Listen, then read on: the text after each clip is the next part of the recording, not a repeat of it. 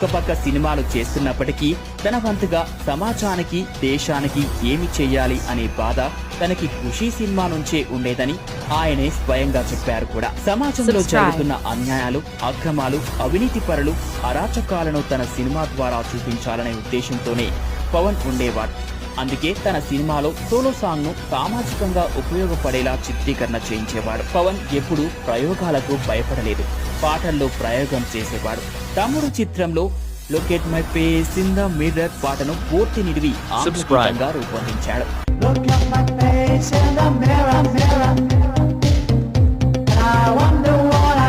బద్రీ చిత్రంలో మేరా దేశీయ para para Telugu, Hindi, ఆంగ్లంల కలయికతో త్రిభాషా గీతంగా ये देश का प्यारा प्यारा किसकी नजर लगी इसे ये भारत देश हमारा ఖుషీలో ఏ మేరా జహా గీతాన్ని పూర్తి నిడివి హిందీ గీతం